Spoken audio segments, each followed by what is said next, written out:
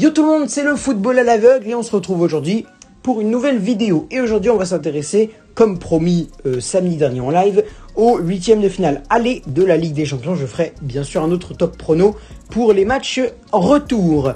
On a 8 matchs à décrypter, plus un match de Ligue Europa entre Lille et l'Ajax Amsterdam que j'avais envie d'aborder. On commence avec le match Leipzig-Liverpool. De côté, une équipe allemande qui est distancés par le Bayern Munich, faut le dire, ils ne gagneront pas la Bundesliga cette année, ça c'est presque sûr. Mathématiquement c'est pas encore fait, mais pour moi, professionnellement, sportivement, c'est terminé. Le RBL ne gagnera pas, ils pourront se qualifier pour les coupes européennes, c'est sûr, mais voilà. Et de l'autre côté, on a les Reds de Liverpool, qui, lors de leur dernier gros match, se sont fait complètement étrier par le Manchester City de Pep Guardiola, 4-1, avec un Alisson des petits soirs, vraiment, Alisson Becker, ça va être l'attente que je veux voir son match demain. Bon, je vais regarder Barça-Paris, mais je vais garder un œil sur le match d'Alisson Becker parce que vu ce qu'il a fait face à City, c'est pas rassurant pour demain. Le RB Leipzig va devoir en profiter. Dayot Upamecano, lui, va devoir assurer la défense face à des Salah, Firmino et Mané très en jambes, qui vont sûrement mettre un pressing très haut sur la défense du RBL, qui vont mettre beaucoup d'intensité dans le jeu. Et c'est pour ça que je vois un but partout. D'un côté, un but du trio d'attaque magique de Liverpool. Et de l'autre côté, un but de Leipzig qui va sûrement le mettre très tôt dans la rencontre.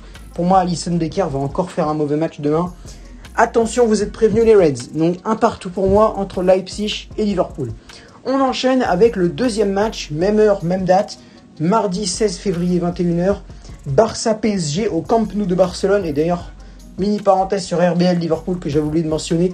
Le match ne se déroulera pas du côté de Leipzig, mais bien du côté de Budapest, car ils doivent faire face aux exigences du gouvernement allemand qui n'a pas autorisé les Britanniques à arriver sur le sol germanique, donc ils vont devoir faire ça dans la capitale hongroise de Budapest. Bref, on passe maintenant à Barça-PSG. Alors là, j'ai beaucoup de choses à dire sur ça. Donc le match se déroule demain 16 février à 21h au stade Camp Nou de Barcelone. Du côté de Paris, on a 2 absents, 3 absents même de longue date, même d'importance. Neymar, Di Maria et Juan Bernat. Di Maria sera sans doute là au match retour. Neymar aussi, même s'il entrera sûrement en cours de jeu. Et Bernat, à mon avis, ne sera pas là. Je crois qu'il prévoit son retour début avril. Donc si Paris se qualifie, on pourrait l'avoir en quart de finale. Alors, les choses que j'ai à aborder, c'est déjà les formes des deux équipes. Les formes des deux équipes, c'est pas exceptionnel à voir. Du côté de Paris, un coup ça va, un coup ça va pas, un coup ça va, un coup ça va, un coup ça va pas. Je pense notamment au match face au FC Lorient qui a été vraiment d'une qualité pitoyable. J'ai jamais vu ça. Face à Caen, c'était à peu près pareil, même si on a gagné au bout. Voilà, du côté de Nice, c'était mitigé, mais plutôt dans le bien pour moi, même si c'est vrai que beaucoup ont critiqué.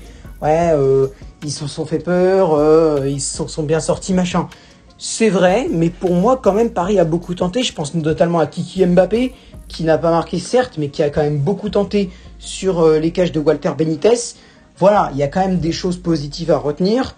C'est vrai que le match n'a pas été grandiose, mais quand tu vois le centre de Thilo Kehrer, tu te dis que bon, ça peut être quand même un bon renfort pour la suite. On poursuit avec Barcelone. Alors Barcelone, c'est pas non plus mieux, vraiment, c'est pas non plus mieux. Malgré une victoire face au Deportivo Alavés, j'ai quand même envie de retenir le titre du débrief de France Football qui titrait Barcelone gagne mais ne rassure pas. C'est exactement le même titre que PSG Nice, tu vois. Ça montre que les deux équipes ne sont pas en forme et que les deux équipes vont devoir se livrer un match coup près, comme j'appelle ça, un match vraiment très intense. Pour moi, il y aura beaucoup de fautes. Je pense notamment à un petit carton rouge de chaque côté. Enfin, peut-être pas de chaque côté, mais au moins, il y en a un qui va se recevoir un carton rouge. Je mettrai une petite pièce sur la défense de Barcelone. Je sens que Jordi Alba, demain, il va se donner à fond. Et je pense qu'il va sortir, je sais pas. J'ai un pressentiment, je sens que Jordi Alba ou l'un des autres défenseurs de Barcelone, l'anglais, dans le genre, je sens qu'il va faire un match assez agressif. Alors, justement, voilà. En parlant de l'anglais, alors, je ne sais pas qu'est-ce qu'il va mettre Ronald Koeman au niveau de la compo de Barcelone, parce que s'il met une charnière centrale avec l'anglais Umtiti comme il avait fait face à Séville, non, clairement non, parce qu'on a tous vu ce que ça a donné, une catastrophe sans nom, défaite 2-0 à l'aller, j'espère qu'ils vont faire mieux au retour pour la Copa del Rey demi-finale. Donc pour moi, la charnière centrale, l'anglais Umtiti, c'est vraiment pas une bonne solution. Et c'est pour ça que je pronostique 2-1 pour le PSG. Et on rappelle pour ceux qui ne connaissent pas trop la règle des buts à l'extérieur, si Paris gagne demain 2-1, comme je le pronostique, ce sera une victoire virtuelle 4-1. Par contre, si Paris se fait battre 2-0 au Parc des Princes le 10 mars prochain, ah bah là par contre, si on se fait battre 2-0, ça fait 5-4 en tout pour Barcelone. Enfin bref, c'est pas très compliqué. Vous prenez les buts à l'extérieur, vous les multipliez par 2. Par exemple, s'il y en a 3 fois 2, c'est pas très compliqué, hein, ça fait 6. Voilà. Et celui qui a le plus de buts à l'extérieur et de buts à domicile gagne le match. Voilà. Et pour qu'il y ait prolongation, c'est simple. S'il y a 1-0 à l'aller pour Paris et qu'il y a 2-0 pour Barcelone au retour, il n'y aura pas de prolongation. Par contre, s'il y a 1-0 pour Paris à l'aller et 1-0 pour Barcelone au retour, ou alors 2-1 pour Paris à l'aller et 2-1 pour Barcelone au retour, il y aura prolongation. Et c'est pareil pour les autres rencontres. Et bien justement, en parlant des autres rencontres, on démarre le 17 février. À 21h se jouera le match entre le FC Séville et le Borussia Dortmund. Deux équipes, même si Séville est mieux, qui ne sont pas en forme non plus. Dortmund, c'est vraiment très brouillon, à part un Erling Haaland des grands soirs. Je vois pas qui pourrait sauver le BVB. C'est vrai que de base, j'étais parti sur une victoire de Dortmund. Mais c'est vrai qu'en y réfléchissant bien et en voyant le match de Copa del Rey de Séville, je pense que Séville va gagner. Je pronostique un petit 2-1 demain. Après-demain, n'importe quoi. Après-demain pour les Sévillans face au BVB. Pourquoi ? Parce que je pense voir un but de Erling Haaland dans le match. Mais sinon, Séville, pour moi, va faire un grand match avec un Diego Carlos des grands soirs, selon moi. Je ne sais pas s'il est blessé, ça m'étonnerait. Je l'aurais vu sinon. Mais pour moi, Diego Carlos va faire un très bon match. C'est un défenseur que j'aime bien du côté de Séville. L'ancien Nantais fait des bonnes prestations du côté du Stade Sanchez-Pizjuán. Voilà, c'est quelqu'un sur qui on pourra compter après-demain, n'importe quoi moi. Après-demain pour le match Séville-BVB. Bref, on poursuit avec le 4e match FC Porto, Juventus de Turin. Le FC Porto, on va devoir se méfier d'eux, mais je vais vous dire que clairement, il y en a qui disent ouais, on va devoir se méfier d'eux, et j'ai tendance à dire oui, je suis totalement d'accord avec vous, mais je sais pas pourquoi j'ai une intuition. Juventus va gagner 3-1 selon moi du côté de Porto, avec un Ronaldo, pas forcément des grands soirs, mais qui va marquer un petit but, pour moi. Un petit but de Ronaldo et une victoire 3-1 de la Juve sur le terrain de Porto. Bon, pas besoin de rappeler les buts à l'extérieur, hein, mais s'ils le font, ça fait du 6-1. Pour moi, Porto aura beaucoup de mal à revenir. Je vois pas Porto marquer des buts à Turin. Enfin, un seulement, mais j'en vois pas marquer 20 000. Bref, donc du coup, pour moi, la Juventus va s'imposer 3-1 du côté du FC Porto. Et du coup, étant donné que j'ai peur de ne pas m'en souvenir, de faire une petite parenthèse pour Lille-Ajax, et étant donné que c'est le 18 février, eh ben on va le faire. Le 18 février, du coup, on aura Lille-Ajax-Amsterdam. J'aurais été tenté de dire que ça aurait été un match piège, mais j'ai vu il y a quelques temps la bourde de l'Ajax qui a laissé Sébastien Haller et qui a complètement oublié de le mettre sur la liste pour la Ligue Europa. Et vu les performances lilloises ces derniers temps, je vois une victoire de Lille 1-0. Pour moi, très sobre. Hein. Pour moi, il ne se passera pas grand-chose dans ce match. Je ne sais pas où c'est. Je ne sais pas si c'est Ajax-Lille ou Lille-Ajax, mais je vois une victoire 1-0 de Lille, selon moi. Voilà, la parenthèse est terminée. On va passer maintenant aux 4 derniers matchs de cette Ligue des Champions. On poursuit avec donc si je calcule bien, le 23. Donc le 23 février, on aura donc 2 nouveaux matchs. Tout d'abord, Atlético Madrid-Chelsea. Ça, c'est un match quand même qui va être, mis à part Barça-PSG, à suivre très intensément, selon moi. Pour moi, l'Atlético va s'imposer 2-0. Chelsea, malgré l'arrivée de Thomas Tuchel, patine en ce moment. Je suis désolé, il n'y a pas grand-chose à se mettre sous la dent côté Blues. C'est vrai que moi, vu l'équipe qu'ils avaient réussi à aligner avec du Ben Chilwell, du Hakim Ziyech, du Kai Havertz et tout, du Thiago Silva et un nouvel entraîneur Tuchel qui a emmené Paris au sommet, enfin presque au sommet. Je me disais qu'il y avait grand chose à faire, mais là, il faut avouer que c'est pas non plus du grand Chelsea. Face à Barnsley, je m'attendais au moins à plus. Et là, il y a seulement si Tomori ne marque pas, ça va. Enfin, c'est à rejouer le match. C'est à rejouer. Parce que je vous rappelle qu'il n'y a pas de prolongation en Angleterre. S'il y a match nul à la fin d'un match de Coupe d'Angleterre, le match est à rejouer en mode, par exemple, Barnsley-Chelsea, s'il y avait eu 0-0, le match aurait été à rejouer Chelsea-Barnsley. Tu vois, moi, je vois vraiment l'Atlético s'imposer 2-0 et peut-être même 3-0. Je vais dire 2-0 par mesure de sécurité. Mais pour moi, je vois l'Atlético dérouler lors de ce match. L'Atlético est en grande forme. C'est l'un des seuls clubs en Europe en ce moment qui fait des bonnes prestations. Mis à part peut-être City. L'Atlético Madrid, pour moi, est vraiment en grande forme. Et avec un Luis Suarez des grands soirs, je pense que l'Atlético peut faire de grandes choses. On poursuit avec laisse tomber le 5e match, quoi. Le 6e même d'ailleurs, n'importe quoi. Le 6e entre la Lazio Rome et le Bayern de Munich. Alors, pour moi, la Lazio, c'est très bien qu'ils soient arrivés là, mais je vais vous le dire honnêtement, ils vont se faire éclater, mon gars. Ça va être magnifique.